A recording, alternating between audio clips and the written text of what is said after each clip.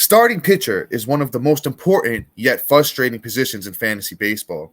How should you handle starting pitching this early in the season, though? We'll discuss that and more on today's action-packed episode of Locked On Fantasy Baseball. You are Locked On Fantasy Baseball, your daily fantasy baseball podcast. Part of the Locked On Podcast Network, your team every day.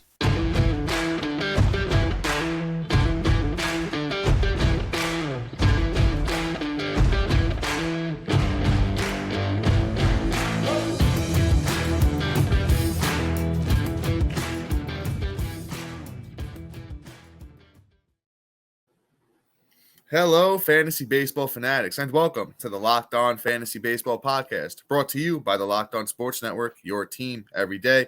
As always, we're your number one source of fantasy baseball knowledge, and thank you for making us your first listen each and every day. I'm your host, Dominic Martino, here as always with my brother, my co-host, Matthew Ane. Yo, welcome back, Dom. Thank you, sir. Appreciate you. As always, you guys can find us on all social media platforms and podcasting apps. Just search for Locked On Fantasy Baseball and we'll be there. If you're listening on a platform like Apple or Spotify that allows 5-star ratings and reviews, if you could do that for us, it goes a long way to help the outreach of the podcast. Also, if you're watching on YouTube, please be sure to hit that little bell and hit all notifications so you'll get a drop every time that we post a new episode. Also, please be sure to like and subscribe and comment on YouTube because we love to talk fantasy baseball with you. So guys, I'm back. Thank you all for bearing with me the last couple of days. I had a little bit of a family situation going on, so I'm glad to be back and get back into some baseball stuff because that's what I truly love to do. And special thank you to my brother Matt here for carrying the podcast for a couple of days of my absence. Matt, truly appreciate you, brother. Thank you for all that. It means a lot to me. No problem, bud. But guys, let's get to it because I know that's what you're here for. So on today's episode, Matt and I are talking about starting pitching. There's been a lot of stuff going on with starting pitching so far early in the season, and we're here to tell you what you should do regarding that position. So real quick, before we get into the nitty gritty, we got a bunch of names here for you that, we feel are either doing very well or very bad and what you should do about them. I think the big theme of the episode is not to overreact, though. So for most starting pitchers, they've either thrown one or two starts. And if some of these bad starts happened in the middle of June or July, it wouldn't matter. It wouldn't really mean too much. But since it's early in the season and we don't have a lot of statistics to go off of, I can see people, getting worked up and overreacting to this very small sample size that we have so far. But with that being said, Matt, my brother, I know that we got somebody, a big name here, and let's get into it, brother. Let's get into it. All right, sounds good. You know what? Let's talk about it. Corbin Burnes. So here's the deal. I mean, this isn't a worry-o-meter show, but if it had to be, my worry-o-meter is about a 7 right now on Burnes. Yeah. And it's not just because of just his last two starts and me overreacting to the first two outings of the season, but if you look at his spring training numbers, that's what's really screaming panic for me, and what's got me at an elevated number 7 because he had a 4.74 ERA in 19 innings pitched with 16 strikeouts and with a 1.474 WHIP. That's not the Corbin Burnes we noticed and love that I had ranked as my number 1 overall pitcher going into the year. Right now, it's been a disappointment. I really didn't think that it was going to carry over. I just assumed he was trying something new in the offseason, and maybe that was which was correlating to his higher numbers. But unfortunately, it's coming, following him through like I don't know, like a, how do I put this? Like a bad habit. Like an STD. Okay. We can go with that too. And the reason why I say STD is just because he got lit up against the Cubs. He only was able to go 5 innings, which he's normally like a 6-7 inning kind of player. He had a 7.20 ERA with a 1.4 WHIP. And only had 3 strikeouts. Like, that's where the concerning part is. And then, if it was this next team and another good team, I'd say, hey, okay, he just had 2 rough matchups because the next one is worse against the Mets, which is 4 innings, 3 strikeouts again with a 12.46 ERA with a 2 WHIP. Now, that is really rough and really concerning for pretty much the first starting pitcher off the board. And, my worry-o-meter is at a 7. Do I think like, hey, panic, sell him, anything of this sort? No, he's definitely a hold, basically, 1, because of what you paid for him. And 2, I don't think this is going to be the end all be all solution or final outcome of what Corbin Burnes is. Maybe he's just going through something, or there's an injury on the way that we're not aware of. So Corbin Burnes, worry about him and, just keep rolling out there. It's only the first week anyway. You can take your licks and lose and still bounce back. There's 21 other weeks. Yeah, Matt. If we're firing up the worryometer a little bit here on this episode, I'm probably at about a 4.5. There's both sides of the fence here. His velocity's a tick down. The cutter's a mile per hour down over the first two starts, and the sinker looks like it's about a mile an hour down, so far as well. On the better side, though, he's really been beat up by, a couple of singles. He hasn't been giving up like a crazy exit velocity, so they're not hitting the ball too hard against him. But also the concerning thing is that he had a pretty mediocre second half, last year. Corbin Burnes in the second half of last season, he had a 3.97 ERA across 15 starts, 88 innings, 99 strikeouts, and a 105 whip. So it's still decent, but that's not the dominant, like you said, number one starting pitcher Corbin Burnes that we're used to. And let's just go over those first two games one more time. So today, Corbin Burnes pitched against the Mets. It was 4.1 innings, 7 hits, 6 runs. He gave up 2 homers, 2 walks, wasn't great. And then Matt told you about that Chicago start. Once again, 4 earned runs there, 3 walks. And he's not looking like himself. There may be an injury. There may be something else going on. Not 100% sure. But once again, I'm a tad bit worried about Corbin Burnes. He gets Arizona in his next, start. The Arizona, Diamondbacks have been doing all right, but they're not a dominant hitting team. So if Corbin Burnes goes out there and he pitches like a normal self, that worryometer comes down a little bit. But if he goes out there and gets rocked for a third time straight, that's jumping up. Tom probably be where Matt is, around a 7 on that one for Mr. Corbin Burnes. But let's move on to our next guy here, and it's Max Scherzer. Max Scherzer's another guy who's not looking like his normal self so far through his first couple of starts here. And my computer wants to work with me. Matt, any chance you got Max Scherzer's last couple starts there pulled up? Yeah, I can get it for you. I might have it. Let's see if this I think I got it. So far, Max Scherzer, like I said, 2 starts, 6.35 ERA, 11 innings, only 8 strikeouts, and the whip isn't looking that great either at a 1.42. It looks like he's giving up, 4 home runs so far, so they're hitting Max Scherzer pretty hard, and it's just tough. It's just tough to see it. He's 38 years old. I'm not saying that he's done yet, because when Max Scherzer is out there doing his thing, he comes into form, pretty quickly. But with, the old age, I'm probably a little bit closer to maybe like a 5.5 here, Max Scherzer. I don't want to overreact to, anybody's tough start here. But, as guys get older, it looks kind of rough. And I got velocity readings here.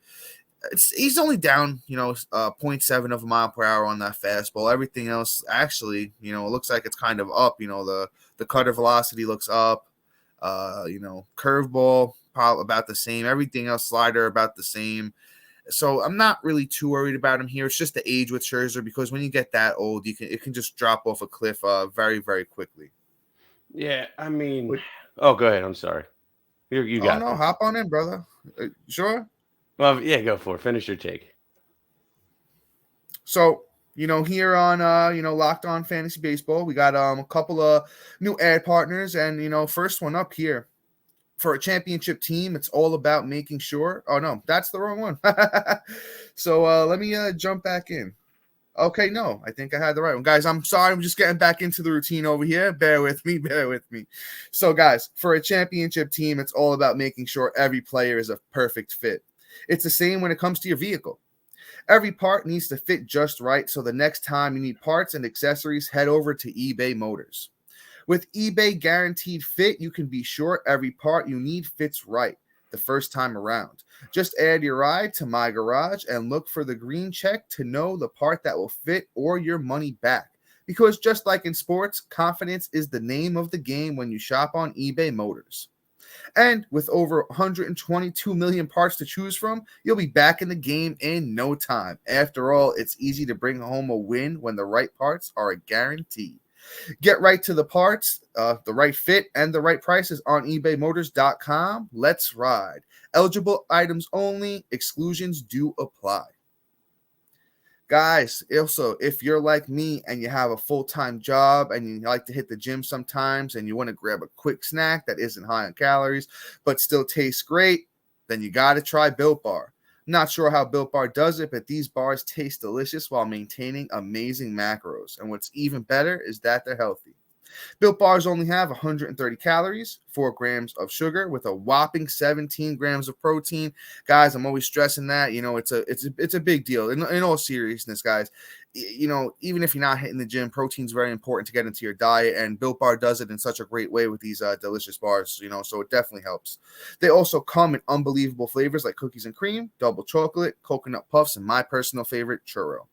And guess what, guys? Now you don't even need to wait around to get a box, because for years we've been talking about only being able to get your Built Bars at Built.com. But guess what? Now you can just travel, quick, short journey down to your local Walmart or Sam's Club and grab you a few boxes of Built Bars. So, Matt, if you want to chime back in here, on that Max Scherzer talk, brother, I'd love to hear your take. Yeah, sorry. It's weird not being alone now after I've done it for a few days. I hear you, brother. I hear you. I'm getting back into the groove myself, and thank you all for bearing with me. Yeah, it was weird talking to myself, but at the same time, it was almost therapeutic, because I talk to myself normally when I'm just complaining. Now it's just talking about baseball. I hear you, brother. I hear you. All right, but let's talk about Scherzer. So, this is what we all kind of feared, as if the shoe would drop and the age would catch up to Scherzer, but I'm not too worried about him right now. I just think that, hey, he's going to have a slow start and he might roll. The worryometer may tick up if he gets hit again. And then we're in a whole nother ballpark of what should we do with Max Scherzer. For some, if your pitching's loaded, you might want to target him as a buy low. For some, he's just a stronghold because what you paid for him. I don't know exactly what to do yet until we get a little bit more information. Next week's going to be very telling on Max Scherzer, so keep an eye out. Let's move forward to the next guy here, and that's Justin Verlander. We all know the guy's hurt, and we all know that, it's just not a good thing when an older pitcher who just signed a 2-year deal at the age of 40 gets hurt, and especially gets this injury that can keep him out longer if he aggravates it. And what it is it's where the tricep meets your shoulder. I forget the name of the injury, but where the tricep meets your shoulder, and it's part of that rotation. Teres. Yeah, major teres. Yes, major teres. Teres major, the teres major muscle. Teres major muscle. Teres major. Sorry, I just saluted if anybody listened on audio. But essentially what it is it's what Tristan McKenzie has, where it's a soft tissue issue where you've strained it now, and that's how the rotation of your arm flows off the snap of the ball and with the shoulder. So once he starts ramping back up, there's a chance that he can hurt it again and be out longer and cause a bigger strain than what he already had. And being that he's at the older age, he also isn't going to recover as fast as a guy like Tristan McKenzie, because he doesn't have those young genes anymore, unfortunately. The only thing I can say is Justin Verlander is a tank and just seems like he's going to pitch till he's 99. So we'll see what's going to happen with Justin Verlander. It's just something to be aware of with this injury. It's not one that I like to hear that a 40-year-old got. Yeah, I'll chime in with this, guys. So the Mets did provide an update today on Justin Verlander, and he's been throwing for the past week, and they got him an MRI. I believe it was yesterday, and the results came back today. And in good news, the imaging showed diminished inflammation, so they're going to continue to let Verlander throw, and that's a good sign. I'll be honest with you, I would throw a nice buy low offer to the Justin Verlander owner. I think Verlander is still solid for, 170 innings this year with plus strikeouts, good ERA, good whip. Unlike Corbin Burnes, Justin Verlander was off to a pretty good start this spring. He had a 3 ERA this spring, over 21 innings, 22 strikeouts. The whip was a little high at a 1.23, but I still love Justin Verlander for what he does. So if you can get him on the cheap right now, and cheap, by cheap, I mean cheap. I mean, don't go off for Corbin Burnes for Justin Verlander, but if you can go for somebody, a little bit lower, we're talking somebody we're talking about later, like Kenta Maeda, or somebody that, a couple of guys that have come out of nowhere to, be good, and you could trade them for Justin Verlander, by all means, go for it. This is the time of year where you can pull off those trades. Overreaction theater is all over the place right now. So once again, I still like Justin Verlander a lot. Go out there and throw the Justin Verlander or owner and buy low. If I had to worry on Justin Verlander, it's like a 3 right now, unless that injury starts to act up and hurt him a little bit more. But let's go to a young gun. Let's go from one of the oldest pitchers in the league to one of the youngest pitchers in the league, and that's my boy Grayson Rodriguez. So he got the call. He went out there and started today, and Grayson went up against the Texas Rangers to pretty solid results. He pitched 5 innings, 4 hits, gave up 2 earned runs, 1 walk, and struck out 5. Now, Grayson is building up after a bad spring. He had a bad first start in the minors, but he has something to prove now, right? Grayson Rodriguez was, him and Andrew Painter were fighting for that number 1 starting pitcher spot, number 1 prospect starting pitcher spot, and Grayson Rodriguez took it over because Painter went down with the injury. Get well, Andrew Painter. We hope we could see him up in the big league at some time this year, hopefully. But Grayson's the number 1 guy now, and he needs to prove that to not only, the whole league and the fans and, us fantasy baseball players, but himself as well. And I think that's what he's going to go out there and do. If he's available by some miracle in your league, go snatch him up. This is a pause the podcast moment. Go pick him up right now. It's once again Grayson Rodriguez. Kid throws gas, throws about 97, 98. And I absolutely love Grayson Rodriguez. And I think that young Orioles team has a lot to prove as well. I like Grayson Rodriguez a lot. Oh yeah, Grayson's an absolute stud. I think that he's primed to have a great season. Plus, with that Orioles team being a lot better, there's a lot of win upside. Let's move on here to our next guy here, and that's Mr. Kenta Maeda. He was somebody I almost threw in the waiver wire episode a couple days ago, but I opted out because I really wanted to see what he would do, and he didn't disappoint. My gut feeling was right, and he probably should have told you to scoop him up, and that's my fault for not providing the advice because he went up against Miami, threw out 9 Ks, a 1.8 ERA, and a 0.6 whip. That's phenomenal. Way to go, Kenta. It's funny, though, because, the previous year he was injury ridden and he did not play in the majors because, the injury. And then in 2021, he was hurt again, but was solid with 106 innings to 113 strikeouts. But his ERA did get inflated because, again, he got hurt. And before, going to Minnesota, he was what we call dodgered, where they managed the living hell out of him. And he was only allowed to go like 4 or 5 innings, but he was always a great K/9 guy. And I always just said free Kenta Maeda. Now that he's free, he's been showing off going deeper in, but I don't think he can handle the workload. Maybe the Dodgers are right for what they were doing because, before he got here, he was getting about, in 2019, 153 innings. In 2018, 125, 134, 175, right? And then 2022, he doesn't play. 2021, he gets 106. This year, let's see how many he gets. I mean, maybe he just isn't an endurance guy, and he's already on the day-to-day because he's already exhausted. My man needs to hit the treadmill or something. But one thing I will say is when Kenta Maeda is healthy, he is worth a start because he is a great pitcher. And if he can keep getting these, 6-7 inning deep outings, he's going to get the quality starts if you're in a quality start league or for points. And lastly, he's going to just be a valuable player for you and possibly qualify for the win. And before I hand this over to Dom, we do have another great sponsor to talk about. Here we go. Our new sponsor, So Rare, is a revolutionary fantasy baseball game and marketplace. Isn't it just suiting that we got a fantasy baseball sponsor? Transforming fans into owners with official licensed digital cards featuring players across all 3 MLB teams. Unlike other fantasy baseball platforms, So Rare managers truly own their fantasy experience, collecting, buying, selling, and competing with player cards against global opponents to win epic rewards. Win or lose, you still own your cards, and there's no cost to play. So Rare recently partnered with the MLB All-Star Juan Soto and Julio Rodriguez to serve as the brand ambassador. Both are featured in So Rare's current brand campaign and will engage with So Rare community throughout the MLB season. Head to sorare.com/lockedon. That's so spelled so rare RARE.com/lockedon to draft your team, for free playing cards. Set your lineup. Start competing today to win epic rewards. Again, that's sorare.com/locked on to get started today. And just a heads up, guys, the rewards can be anywhere from winning tickets to games, jerseys, gift cards, so many cool prizes that you can win by going and playing with So Rare. So definitely hit that up.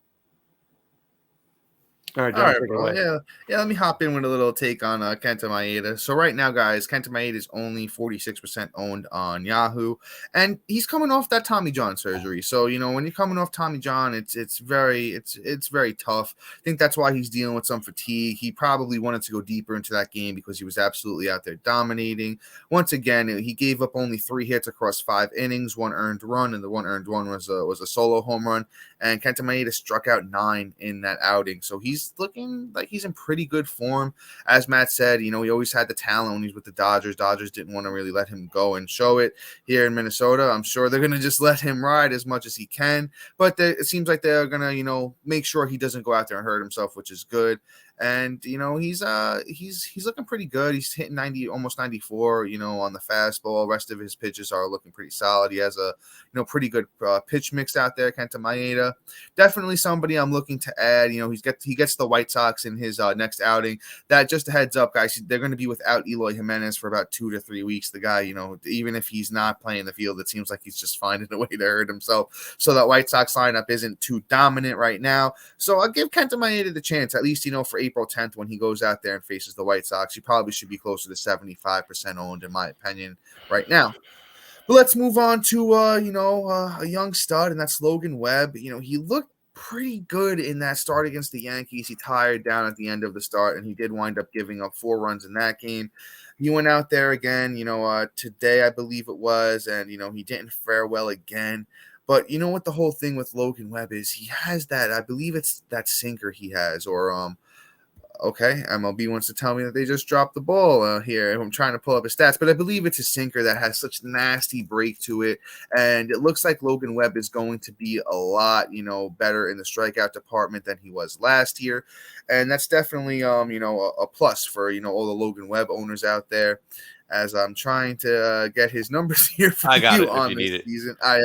Pass those along, please, brother. I got you. So, through 2 starts, one against the Yankees, he had 12 Ks and a 6 ERA, unfortunately, but with a 1 whip. And then, today, currently, he has 4 Ks and a 7.2 ERA with a 1.8 whip, which is really high.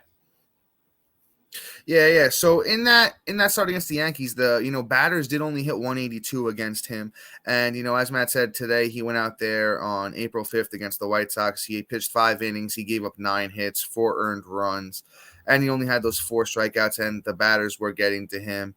So I'm like a 1 on the worryometer if we're talking that, with Logan Webb. I think Logan Webb's a young stud. I think he's got, a lot of great starts ahead of him this year.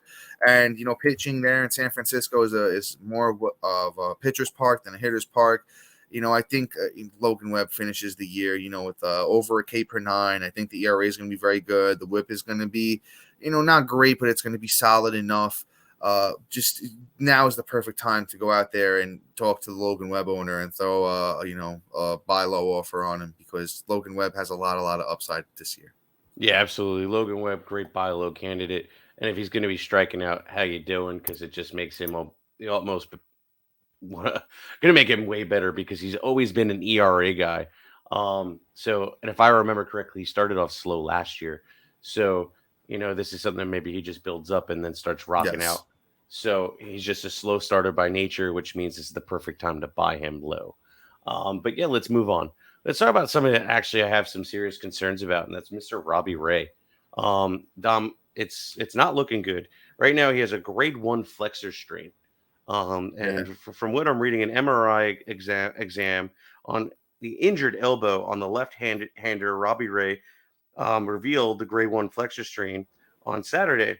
The Mariners plan to shut him down from throwing for the next 2 weeks before reevaluating. So essentially what I'm getting out of that is they're going to reevaluate where his pain is and probably get more MRIs and see if if they're going to be able to throw or look at next steps. I don't know what next steps are.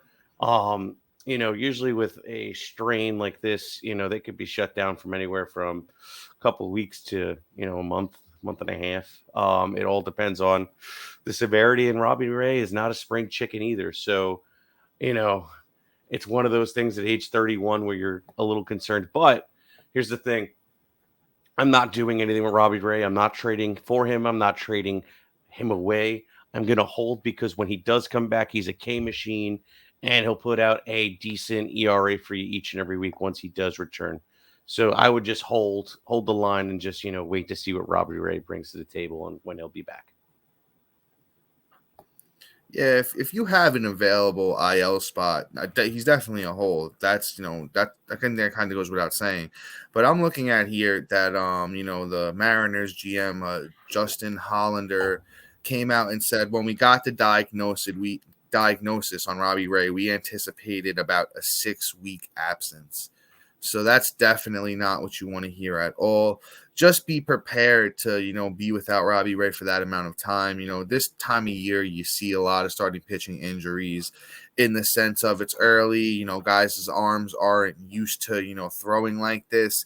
And I'll be honest with you, there's a lot of good documentaries you could watch out there in pitching. I'll come back with you guys tomorrow with some names of those documentaries specifically about starting pitching and how a human being's arm is not meant to do that. We're just, as human beings, we're not meant to throw a baseball, 98 miles an hour like Robbie Ray does. And it really wear and tears on your arm. And in his first start, Robbie Ray went 3.1 innings. It was against the Cleveland Guardians. He gave up 4 hits, 5 runs, 3 of those were earned, and he had 5 walks with only 3 strikeouts. So you could tell something was wrong, right there in the moment. The whip was at 270, which is, atrocious. So just be prepared to be without, your strikeout machine, Robbie Ray. I think Kenta Maeda is a great replacement for if you don't have Robbie Ray, and we're going to guys, stay tuned for our waiver wire episode tomorrow where we'll have a lot more replacements on the slate for you. But let's move on to our next guy here, and that's Mr. George Kirby. George Kirby was one of my guys. I was very, I'm still excited about him, but I was very, very excited coming into, the season with George Kirby, and his, first start didn't go well. His first start, George Kirby put up 4.1 innings, 9 hits, 4 earned runs, only 1 walk, which is good. 1 home run, 5 strikeouts. And, it just didn't look like his normal self. So, you gotta roll with the punches with young George Kirby here. I think the upside is still phenomenal on him.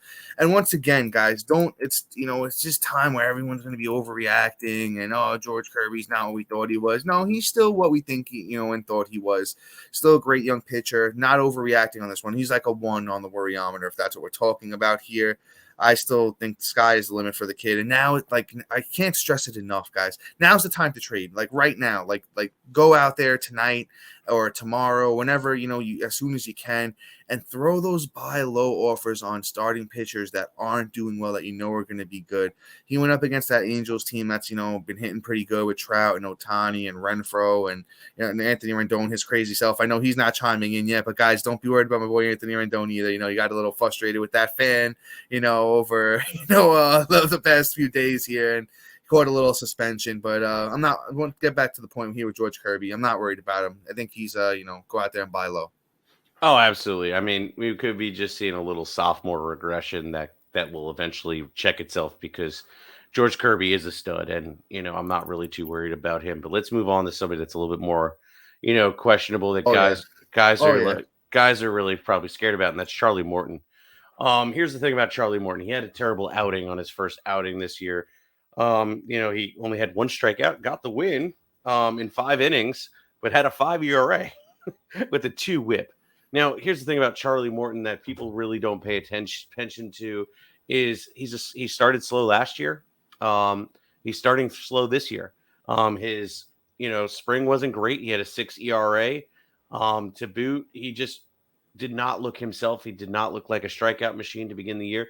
But last year in that end of March and April, he had a 7 ERA. He had 18 innings pitched. He only had 15 strikeouts. In May, he had a 4.6 ERA, and he had 31 innings pitched and 31 strikeouts. And then here we go. June, 3.52 ERA, 30 innings pitched, and 45 strikeouts. July, 3.30, 30 innings, 35 strikeouts. August, 326, 30 innings, 42 strikeouts, and then died in September. So probably trade him mid-August and just hold out until about the end of May. And you'll start seeing some good starts from Charlie Morton. He's just a slow starter, it seems, at his old age. And I foresee the same kind of trend in that direction unless he gets hurt. I don't know, Matt.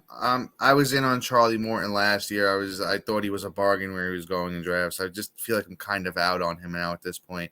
I'm looking at it like this. He's on a great team for wins, and I have Charlie Morton stats from 2020 to his one start this year in 2023. It's 74 starts. Across those, Morton went 26 wins, 14 losses, but I think that's more about the team than him. It's a 3.93 for Morton across those 74 starts, 400 innings, 464 strikeouts with a 1.17 whip. So he's kind of just mediocre at this point. I'm not dropping him, don't get me wrong, but I'm not counting on him to be, some people think, that ace upside that he showed in, 2021 where he had that monster season. At 39 years old, I just don't think Morton is who he was, a few years back. And just if you were counting on him to be like your number 2 or 3 starting pitcher, I don't think he's that. He's more of like a 5 or a 6 at this point. And he's kind of like a sit him against good teams type of guy at this point in his career. I'm not going to go out there and play him against some of those better teams in the league like the Mets and teams like that. But, if he's got to start against a weaker team, he could throw some big strikeout numbers on the board and, he could do his thing, but not somebody I'm truly counting on going forward, to be honest with you. Man, I hear you. I just I'm trying to pull up where he was drafted this year as ADP. Try and find that. Because I don't remember him really going like that atrocious. Yeah, he wasn't going too high. Let's see. I have Fantasy Pros up. Let me see if I could scroll down and find Charlie Morton here. Mr. Morton. He was coming off the board as the 46th starting pitcher. So you're talking like your pitcher 3-4 anyway, so I can't call him an outright bust. No, it's too early in the season anyway. Like we're saying, point is don't overreact here. Right, and what I'm getting at too is he seems to be in his older age just a slow starter. So for now until he starts proving himself, like you said, pick your matchup. But I do think there's going to be upside as we get closer to him getting more ramped up. So I think Charlie Morton will be great. But I guess let's just hit this. Let's hit this, man. Let's just call it. I think we had a great show. Yeah, brother. Once again, guys, thank you. Especially big thank you to my brother here, Matt, for carrying for, the couple of days while I was gone. And thank you for all the fans for bearing with me and all the well wishes. It's truly appreciated, guys. And I'm back. Don't be too worried about me. Everything is back to normal here at Locked On Fantasy Baseball.